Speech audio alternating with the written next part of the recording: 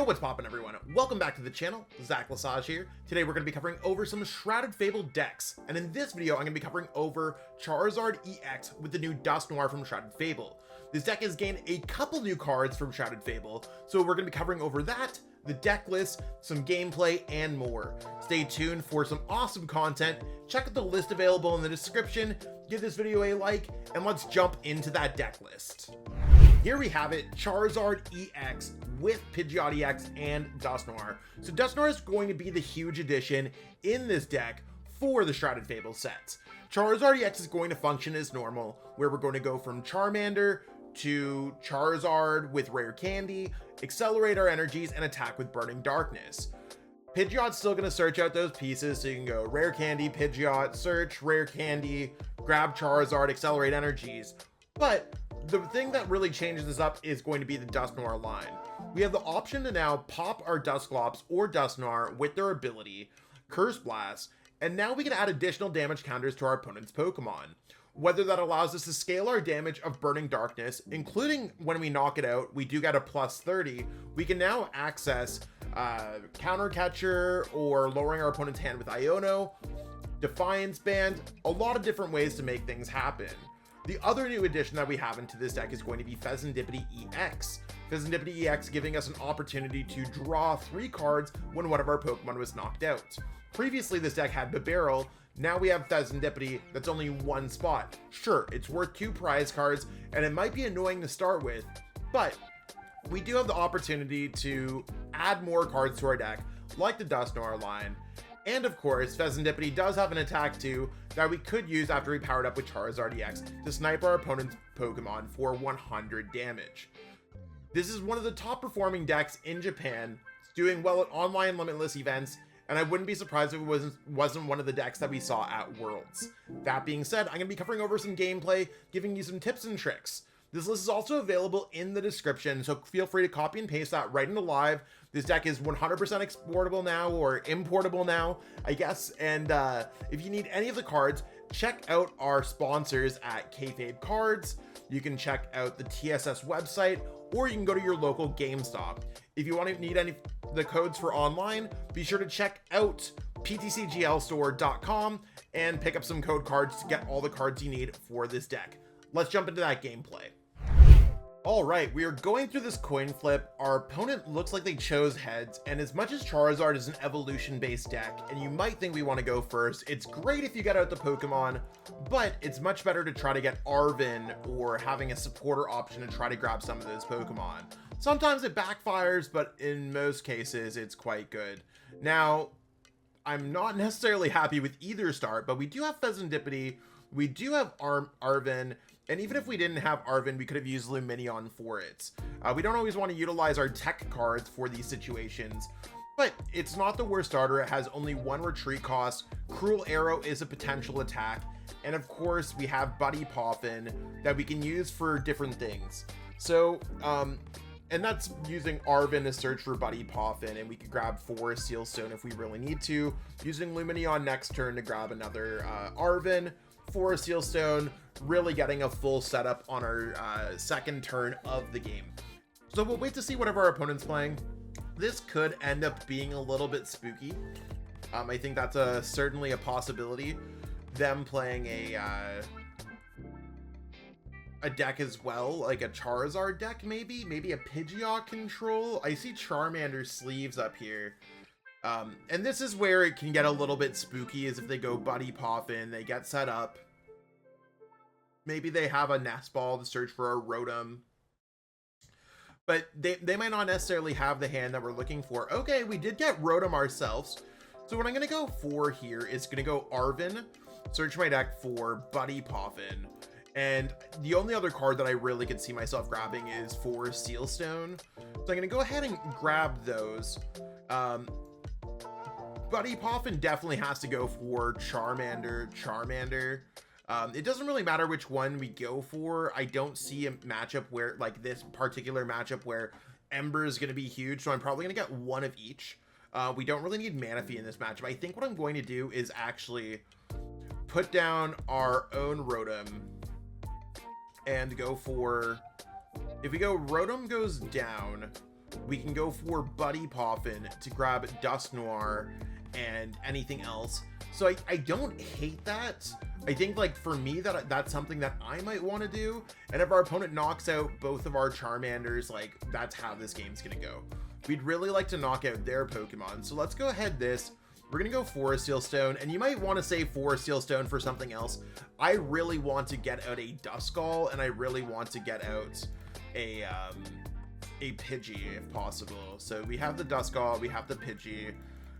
Let's go ahead here and just go for a Buddy Poffin. So Forest Seal Stone is great to get set up sometimes. Our start's just not like super viable here. So that's the reason why I'm a little bit concerned. And I mean, you can see, like, we did prize our Dusknoir. That's fine. It's not the end of the world, but like, if we don't have Duskull, we don't really have too much control in this game. I also don't really want to put down Charmander. Like, if our opponent goes rare, you want to know what? I think what I'm going to go is like attach. I'm going to retreat because I just don't want our opponent to go Dusclops, pop, or like Dusknoir, pop, knockout Charmander. Then I'm going to go ahead and knock out Fezandipiti, draw 3 prize cards on our first turn. Let's go ahead and retreat. We got to like pay attention to what our opponent can do. And I'm going to go ahead and draw 3 cards with instant charge. So not great, because we need like a lot of really good cards. We're looking for a rare candy here, for rare candy Charizard, and we don't have access to the Forest Seal Stone anymore. So like, when you're adding in 3 stage 2 Pokemon on your deck, sometimes you'll get starts like this. If our opponent knocks out our Charmander, oh, they might not have anything going on there. That was a really quick pass. We don't really have too much that we can do here. Like, would I want to put Fezandipiti down for my hand? I think what I'm going to go ahead and go is Forest Seal Stone, putting this back into my hand. We now have the opportunity to put down Lumineon for next turn. We can search for Arven, but I'm not going to search for it yet. And I think what I'm going to do is just attach a Fire Energy onto Charmander here. I think that, or actually I could go to this Charmander, and I'm just going to go ahead and go Instant Charge again. Our opponent had a rough start of some sort, and it looks like we're ready to kind of tackle it next turn. So them going first, they might have missed their supporter because they just instantly passed their turn without really doing too much. I'm kind of surprised. I'm honestly not too sure what happened there, but it looks like our opponent just might, maybe they're AFK. Oh, you want to know what? Maybe they just really didn't have too much to get it, or they were missing a piece. Charizard hands can sometimes get there, so you want to know what? They probably just had to pass, didn't have a Rotom, and you can see that our gigantic hand might just be beneficial for us as well. They could search your deck for a Lumineon, maybe they're going to search for a Pidgeot, but with Lumineon, I'm assuming they're going to search for Arven. Arven's going to search for rare candy plus a Forest Seal Stone, and I would not be surprised if they were able to get off an attack this turn that knocked out Charmander. Now, we just have to be careful on what we can do on our side. Yeah, everything's kind of scripted when it comes to these Charizard decks sometimes. So there's rare candy, and there's Pidgeot. Sweet. So that means that our opponent can now use Forest Seal Stone and another rare candy to search out a Charizard EX. So we have some opportunities here to really make this, make these plays, make anything happen that we really want to. I'd like to knock out Pidgeot EX if possible. To me, that would be really good if that's an opportunity, because this is the central line to their deck. I know that they didn't have another supporter last turn because they just went draw pass. So they probably just didn't, they probably top decked Ultra Ball this turn. They're like, we got there, let's go. So for us, we'll see exactly how our opponent reacts to the situation. Since we don't have anything like the 50 HP Pidgeys in our board state, we don't really need to worry about our opponent going Dusclops and knocking things out. If they have a third rare candy, that could be quite tough for us to deal with. Something really to consider here, that like they could go potential knockouts, potential this, potential that. Sometimes these Charizard decks can go absolutely wild. And there's their Defiance. So I'm assuming they're going to free retreat, knock out our Charmander, which is going to set us up to 210 damage. I think what I'd really like to do is rare candy Pidgeots, rare candy Charizard, Dusclops, Defiance, knock out their Pidgeots, and leave them at a 3-card hand, putting down another Duskull to potentially knock out their Charizard EX in a future turn. So, considering we're going to go with the rare candy, all those kind of plays, I don't see a world where I don't set up Charmander, because if I'm not attacking this turn, I'm probably losing the game. So we did get a rare candy we did get another Charizard EX, and I think our first step is, like, I'm gonna put down a Charmander, I'm gonna put down Fez. I think we do have the opportunity to just go Charmander, like, maybe I don't put down Fez. If I go like, I don't want to put down Lumineon. I think Fezandipiti just might be better than putting down Lumineon. And we'll go ahead and we'll go Fezandipiti. Ultra Ball could be helpful in a few different ways. So you want to know what, we might not necessarily get the play that I'm exactly looking for. Unless, of course, I go Ultra Ball, pop the Dusclops now. So we have that opportunity as well, where we could just go down to no Dusknoir left. What I'm going to do is go flip the script first and see if there's anything we get. So there's the Ultra Balls that are necessary. I feel like I'm almost there. So let's go ahead and go Ultra Ball away. Probably a Charizard. And I think the next card that I have to pitch away is going to be a Fire Energy. So let's go ahead, pitch those away. As much as I really like it, that puts me at 2 in my discard pile. And this is going to get me Pidgeot. Pidgeot there, not Pidgey. And yeah, we have enough Fire Energy, so we're good chilling without using Super Rod. Let's go Rare Candy, Pidgeot. Okay. I think what we're going to have to go for next, I might have to just go, I don't even want to play Iono, that's the thing. I think I might have to pitch away the Iono. I'm going to have to go, like, quick search for another rare candy. No, I'm going to have to play, like, I don't want to put down a Lumineon just for our opponent to go Pidgeot, whatever. So what I'm going to have to go for here is put down Charmander, because no matter what, I'm going to have to go Charmander. I'm going to have to go Ultra Ball away, Lumineon and Duskull. Don't really want to do that, but that's how that's going to be this game. Because I don't think I can put down another Duskull. Let's go ahead and go this for the Dusclops, because we already have the Charizard in our hands. We can evolve this. I can now use Quick Search. Quick Search is going to allow me to grab the rare candy necessary. So if worst comes to worst, we can get rare candy. I'm going to try to go for Forest Sealstone. Not Forest Sealstone, Counter Catcher if possible. Might not necessarily be the way that I want to have it happen. But we're going to go like this. Evolve into Charizard. Our opponent's only taken 1 prize card.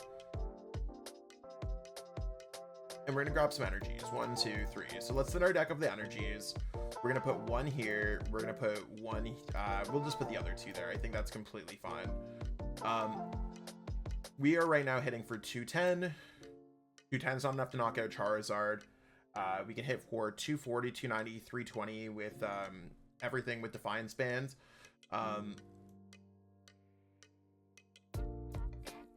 So let's go ahead here and just go Defiance and a Super Rod. You can see that sometimes these turns can get kind of wild. We're gonna go Fire. And I think the other card that I want to grab back is probably just gonna end up being a Charizard, because I don't see a world where I'm putting another Lumineon down. Let's go ahead and grab those. And again, I don't want to use Iono. I think what I'm going to do first here is, since we're already hitting for 240 against our opponent's active, I think I'm just going to pop the Dusclops first, so they could draw the prize card, and I could potentially just knock out that Pidgeot, hoping that they just don't have all the cool pieces to do cool stuff. So we'll give them their prize card there. So one thing you got to pay attention for when it comes to PTCG Live is your opponent could do like prize cards on their turn. And whether or not I miss it, I'm playing against Charizard, Dusknoir Mirror. You're going to see how this could work out. These are some cool plays. If I had Dusknoir in my deck, I would have tried to just knock out my opponent's active maybe, or there's a lot of plays that I could have done. Let's try to get Counter Catcher here that we have activated, or Unfair Stamp or something. You want to know what? Really not too upset about this play. I'm going to go Counter Catcher, bringing up our opponent's Pidgeot, shutting them off of whatever they're doing with that. Don't really care about another Fire Energy. And I'm also just going to hit our opponent with the Unfair Stamp the same turn I knock out their Pidgeot. So you want to know what? This is working out kind of cool. Let's hope that their 2-card hand kind of sucks. And they've already used Forest Seal Stone, so I don't care about Lost Vacuum. And Nest Ball, not going to get out another Duskull. Not getting out another Pidgeot. Not doing any of that. So let's go ahead. Since I don't have another Super Rod, that is anyways. Let's go ahead and hit this for 270. So it's a little bit of overkill on the Pidgeot, but if we didn't hit them with Dusclops, then we wouldn't have been able to knock them out. And you can see that we've now added damage counters to our opponent's Pokemon, activated more Burning Darkness damage, and we're kind of big chillin'. I think what I'd like to do next turn is if our opponent does not knock out one of our Pokemon, I'd like to knock out their Lumineon. I'm hoping they just go into a Burning Darkness kind of attack, and we'll see what goes on here. Not entirely sure the card beyond a Fezandipiti that they can grab here. I think Fezandipiti is really going to be that card, but they've gone down to a 0-card hand. Okay, so you can now see that our opponent 0-card hands, and now it's just a Charizard against my Charizard. If I go after their Lumineon, I now have the opportunity to potentially win this game. So let's go ahead and before we do anything, I think what I want to go for, since I want to go boss up their Lumineon, let's go Quick Search. Quick Search, search my deck. Hopefully we have another Super Rod because we've already used one. And if I go Super Rod here, Super Rod can definitely just get me back the right cards that I need. So I'm going to go Duskull, Duskull, Dusclops. Maybe just Duskull, Dusclops, and Lumineon, just in case anything happens, because we could search out a Lumineon at this point. Let's go Nest Ball, search our deck for another Duskull, because I'm trying to bring myself to a point where I can actually win the game next turn, and force my opponent where I could just knock out their Charizard. Because typically, if our opponent knocks out our active, or if we knock out 2 and put ourselves down to 2 prize cards, your Charizard hits for 300 damage, not 330. So let's go ahead here and just go Boss's Orders. We can knock out this Lumineon. Really not too much else that we can do here. I think our opponent's going to knock us out. We might be able to draw into enough pieces. And let's just go for Burning Darkness for 240. If this happens, we will need a Rare Candy, a Charizard, and a Dusclops. So we are... I mean, we're getting kind of close. We have a lot of the pieces, and we'll kind of go through, like, whatever happens. I don't think our opponent can win the game with their 0-card hands next turn. They'd have to go Rare Candy, Dusknoir, like a Counter Catcher, Rare Candy, Dusknoir off of 0-card hands. And they have Fezandipiti prize, so I'm assuming our opponent's just going to go Burning Darkness. We really just need one of the pieces when it comes down to it. And like you can see, like this is a game that it's like we're really kind of clawing our way back into. Pretty good piece there. But what we're looking for more so is that we're looking for an energy. Sorry, we're not looking for an energy. We're not looking for anything. We need to thin out our deck. But like if we actually, you want to know, we don't need to thin out our deck. What we need to do is we need to use Fezandipiti, because if we get a Dusclops or an Ultra Ball or a Charizard, we win the game because we search for the other missing piece with Pidgeot. EX, we're only hitting for 300 against their Charizard. So let's go ahead here and go Fezandipiti because there's nothing else that we can do. There's the Charizard. So what we're going to go ahead here now is we're going to go Rare Candy into Charizard. We don't care about anything else. Sorry, I was thinking about everything way too much, and it was not, the words that I had in my head were just not the same words that I was looking for. So let's go ahead, we'll grab an energy, whatever, it does not matter. Just in case we had to send up a Pokemon with a retreat cost.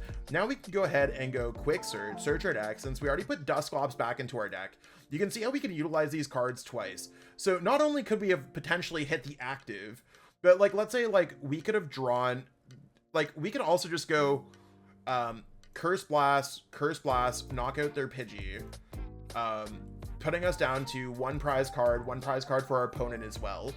So our opponent takes their one prize card, we take one prize card, and we've activated Charizard enough where we win the game against their active. But we can also play boss's orders against any of their Pokemon that they have in play, giving us a full win. Like, so we fully have the opportunities without using Dusknoir. So we can retreat, send up Charizard.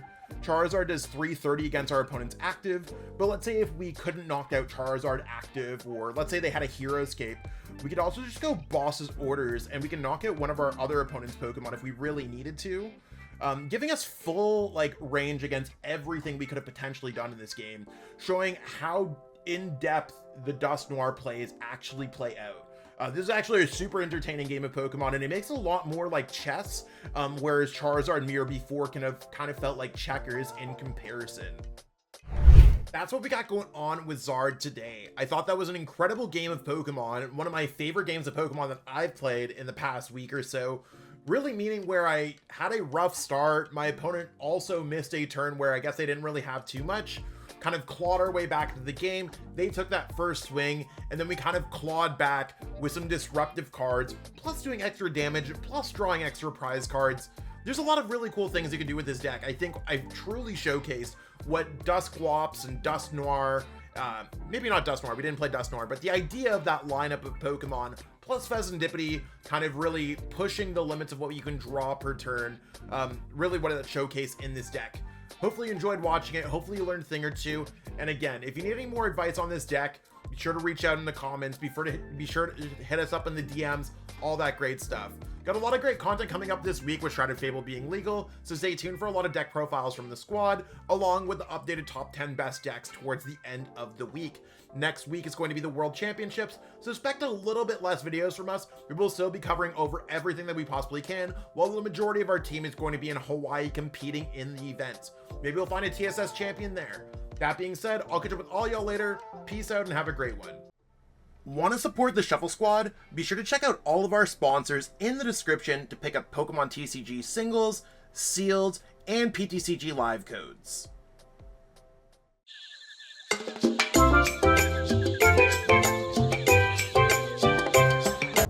You made it to the end. Thank you so much for watching this entire video from the Shuffle Squad. Honestly, from the bottom of our hearts, we appreciate each and every person that supports our content, watches what we have going on every single day, every single week, even from time to time, and continuously allows us to have a forum to project our creative content towards the Pokemon TCG community.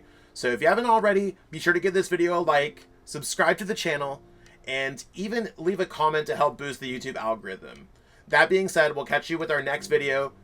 Thanks again. Take it easy.